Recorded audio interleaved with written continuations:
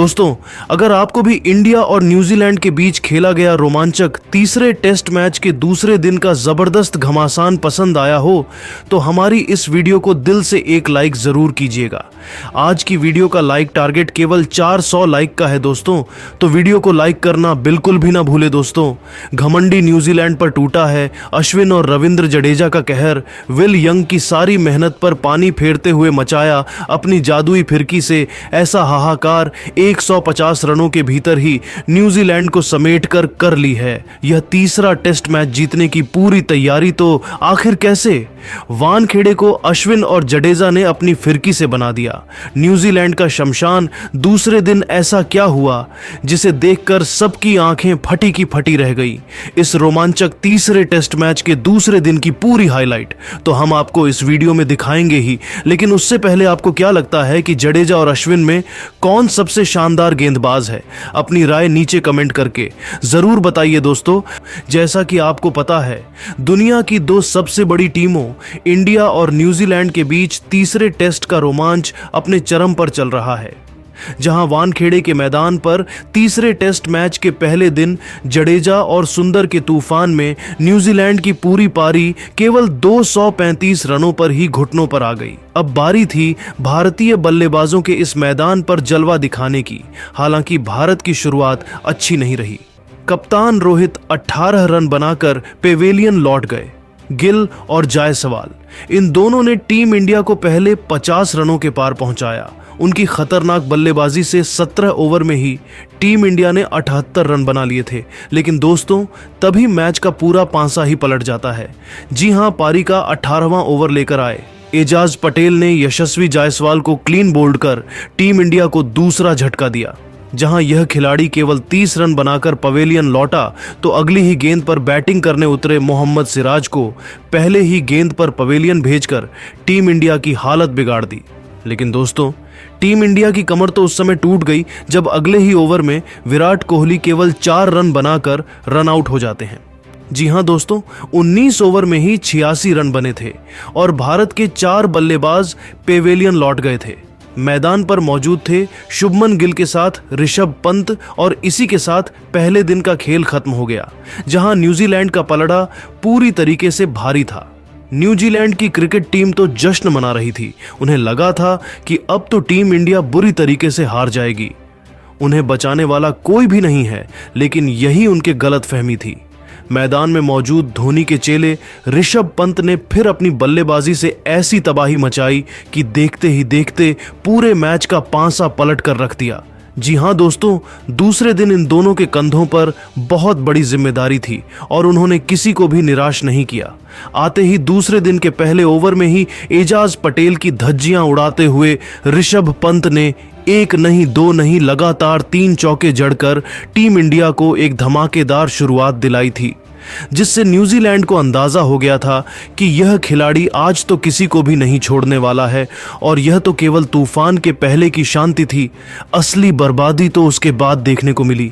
22वां over लेकर आए एक बार फिर एजाज पटेल को आड़े हाथों लेते हुए इस बार गिल ने उन्हें बाउंड्री पार चौके के लिए मारा और इसी के साथ टीम इंडिया 22 ओवर में 103 रन बना चुकी थी। इन दोनों ने अब तेजी से टीम इंडिया को आगे बढ़ना शुरू कर दिया था। शुरू में ही विकेट चटकाने के न्यूजीलैंड के प्लान पर उन्होंने अभी से पानी फेर दिया था। ये दोनों खिलाड़ी तो कहर बनकर न्यूजीलैंड पर टूट पड़े थे। अब तो केवल चौके और छक्कों की आंधी देखने को मिल रही थी।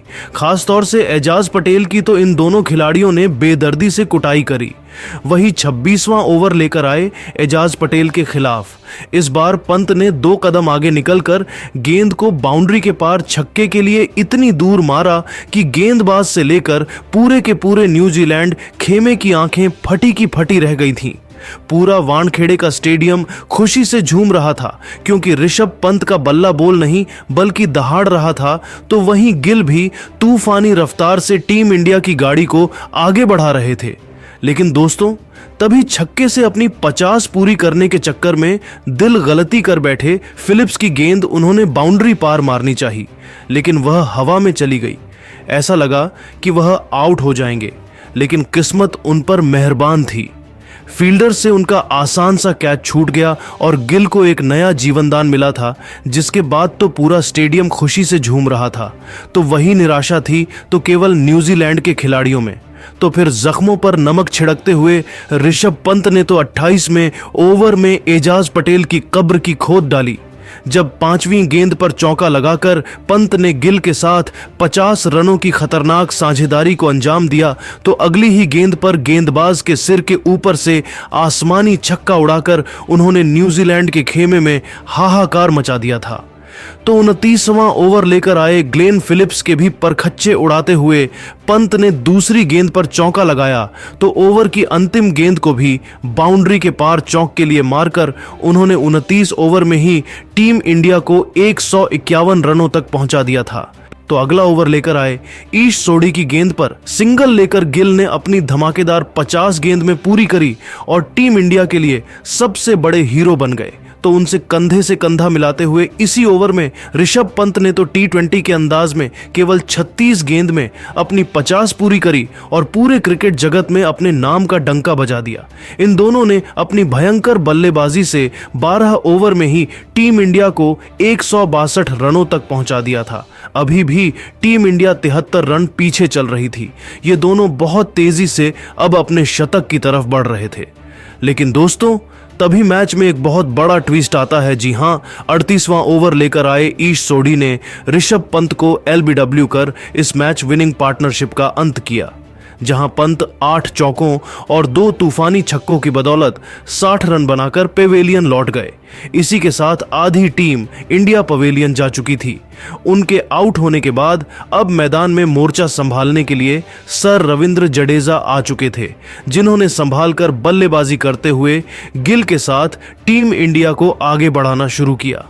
और लंच ब्रेक तक 43 ओवर में टीम इंडिया ने 195 रन बना लिए थे, जहां अब भारत केवल न्यूजीलैंड से 40 रन पीछे थी। टीम इंडिया इस मैच में अपनी पकड़ मजबूत करती जा रही थी। लेकिन दोस्तों, लंच ब्रेक के बाद मैदान में आते ही उनकी पार्टनरशिप ज्यादा नहीं चली और 47वें ओवर लेकर आए ग्लेन फिलिप्स ने जडेजा को चलताकर टीम इंडिया को 6वां झटका दिया। जहां जडेजा केवल 14 रन बनाकर पेवेलियन लौटे, तो मैदान में आए सरफराज खड़े भी नहीं हो पाए थे। एजाज पटेल ने बिना खाता खोले उन्हें पवेलियन का रास्ता दिखा दिया और अचानक से टीम इंडिया पूरी तरीके से बिखर गई। हालांकि दोस्तों, एक तरफ से गिल लाजवाब बैटिंग कर रहे थे, उन्हें हिला पाना किसी के बस की बात नहीं थी।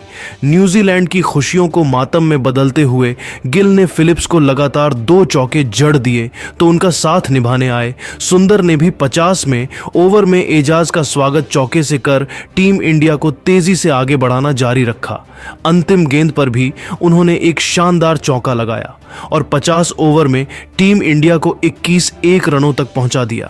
लेकिन दोस्तों, तभी एजाज पटेल का जादू एक बार फिर चला, जब उन्होंने इस बार शतक की तरफ बढ़ रहे शुभमन गिल का शिकार कर टीम इंडिया की कमर ही तोड़कर रख दी थी। जहां गिल इस मैच में 7 चौके और एक तूफानी छक्के की बदौलत 90 रनों की शानदार पारी खेलकर पवेलियन लौट गए। उनके आउट होने के बाद मैदान में मौजूद सुंदर ने अश्विन के साथ मिलकर टीम इंडिया को आगे बढ़ाना जारी रखा। इन दोनों खिलाड़ियों को तो असर ही नहीं पड़ रहा था कि हो क्या रहा है। यह तो केवल चौकों से ही डील कर रहे थे। यहां तक कि 57वां ओवर लेकर आए ग्लेन फिलिप्स की गेंद पर सुंदर ने एक तूफानी छक्का लगाया और 57 ओवर में 246 रनों तक पहुंचाकर उन्होंने टीम इंडिया को 11 रनों की लीड भी दिलवा दी थी। हालांकि 58वें ओवर में एजाज पटेल ने अश्विन को पवेलियन चलता कर दिया, जहां यह खिलाड़ी केवल 6 रन बना पाया। 59वां ओवर लेकर आए ईश सोडी के खिलाफ सुंदर ने एक चौका और एक तूफानी छक्का लगाया और टीम इंडिया को 258 रनों तक पहुंचा दिया। लेकिन दोस्तों, आखिरी विकेट के रूप में आकाशदीप रन आउट हो जाते हैं, जो अपना खाता भी नहीं खोल पाए और इसी के साथ पूरी टीम इंडिया 363 रनों पर ऑल आउट हो जाती है। जहां अंत तक नाबाद रहते हुए सुंदर ने 4 चौकों और 2 तूफानी छक्कों की बदौलत 38 रन ठोके। वहां दूसरी तरफ एजाज पटेल ने सबसे अधिक 5 सफलताएं हासिल की। इसी के साथ टीम इंडिया ने 28 रनों की लीड न्यूजीलैंड पर बना ली थी। अब न्यूजीलैंड के बल्लेबाज तीसरी पारी में एक बड़ा स्कोर बनाना चाहते थे। लेथम और कन्वे अपनी टीम को तूफानी शुरुआत दिलाने के इरादे से आए थे, लेकिन दोस्तों, जलवा तो दिखाया है सिर्फ टीम इंडिया ने।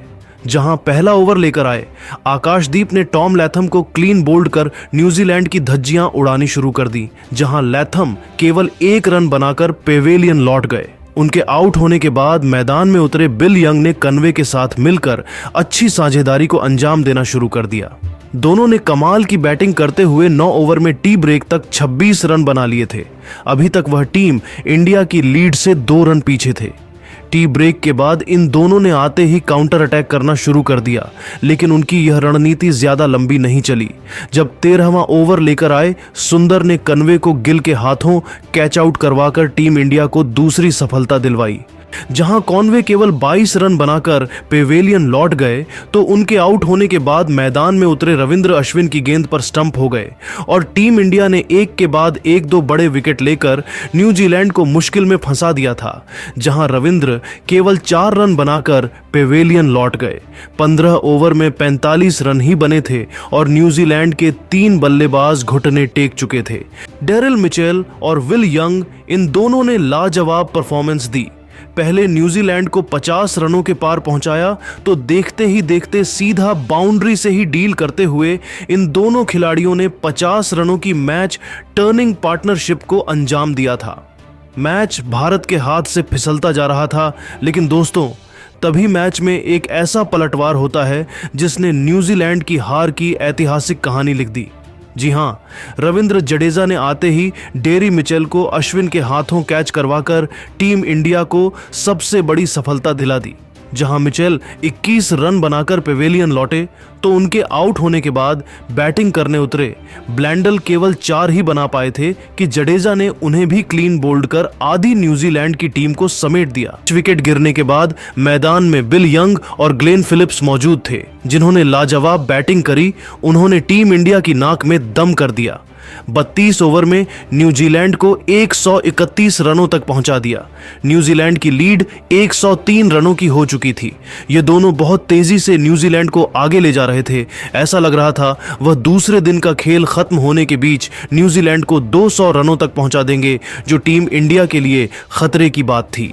लेकिन तभी दोस्तों अश्विन ने आकर ग्लेन फिलिप्स का शिकार किया, जो 26 रन बनाकर पेवेलियन लौट गए। बस यही था मैच का टर्निंग पॉइंट। यहां से पूरा का पूरा मैच पलट गया।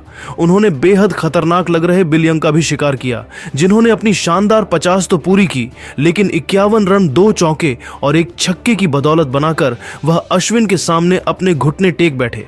तो फिर ईश सोढ़ी और मैट हेनरी को रविंद्र जडेजा ने घुटने टेकने पर मजबूर कर दिया। जहां सोढ़ी ने 8 तो हेनरी ने 10 रनों का योगदान दिया और दूसरे दिन का खेल खत्म होने तक 43 ओवर में ही 191 रन बनाकर न्यूजीलैंड ने अपने 9 बल्लेबाज गवा दिए थे। उनकी लीड 143 रनों की हो गई थी, जो काफी कम थी टीम इंडिया के सामने। हालांकि न्यूजीलैंड को लग रहा था कि वह यह मुकाबला जीत सकते हैं। जहां दूसरे दिन जडेजा ने कुल 4 विकेट लिए, तो अश्विन के खाते में 3 सफलताएं गई। एक विकेट आकाशदीप और सुंदर को मिले। ऐसे में अब यह देखना दिलचस्प होने वाला है कि कितनी जल्दी टीम इंडिया आखिरी विकेट चटकाकर तीसरे दिन इस लक्ष्य को हासिल कर पाती है। लेकिन दोस्तों, अब आपको क्या लगता है कि टीम इंडिया तीसरे दिन यह टेस्ट मैच जीत पाएगी या नहीं? अपनी कीमती राय नीचे कमेंट करके जरूर बताइए और ऐसी ही शानदार खबरें सबसे पहले जानने के लिए हमारे इस वीडियो को लाइक और चैनल को सब्सक्राइब करना बिल्कुल भी ना भूलें।